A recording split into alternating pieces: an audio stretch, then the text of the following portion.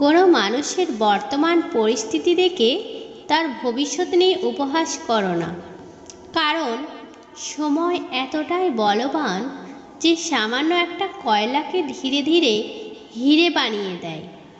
যখন কারোর সাথে প্রতিদিন কথা বলার অভ্যাস হয়ে যায় তখন ঝগড়া হলেও ভালো লাগে, কিন্তু একদিন কথা না বলে অনেক কষ্ট হয়। দুইটি কথা জীবনে অবশ্যই মনে রাখবে। এক, তোমার চিন্তা ভাবনার উপর খেয়াল রাখবে। যখন তুমি একা থাকো তুমি কি বলছো তার উপর খেয়াল রাখবে। যখন তুমি মানুষের সাথে থাকো এক অদৃশ্য কষ্ট, যা চোখ দিয়ে দেখা যায় না, ছোঁয়াও যায় না, শুধুমাত্র ভিতর থেকে অনুভব করা যায়। পৃথিবীর সবথেকে বড় কষ্ট, যার নাম মায়া। পুরুষ বাঁচে অন্যর জন্য। পুরুষ কখনো সফল হতে চায় মা বাবার জন্য, কখনো প্রিয় মানুষকে পাওয়ার জন্য, কখনো খেটে মরে স্ত্রী সন্তানের জন্য। যখন নিজের জন্য বাঁচতে চায় তখন আর সময় থাকে না। আপন অনেক ছিল, আপন অনেক, কিন্তু যখন আমি পেছনে তাকিয়ে দেখেছি তখন ছায়াটাই আমার সাথে ছিল।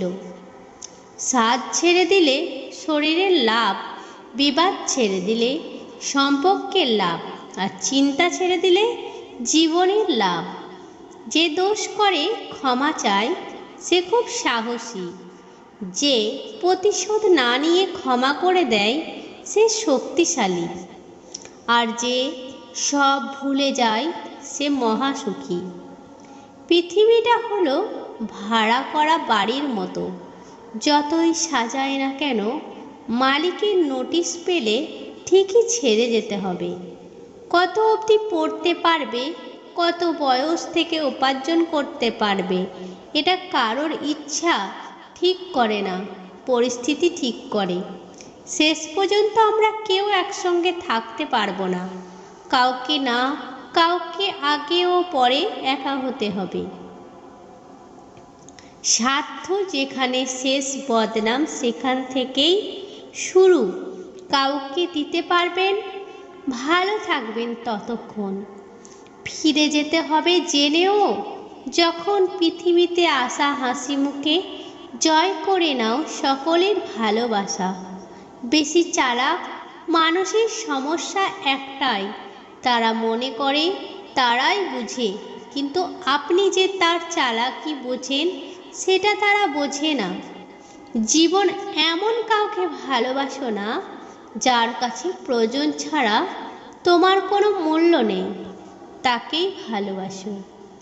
যার কাছে প্রয়োজন ছাড়াও তোমার মূল্য অনেক বেশি। মানুষের মুখ হলো পৃথিবীতে একমাত্র জায়গা যেখানে অমৃত আর বিষ একসাথে বাস করে।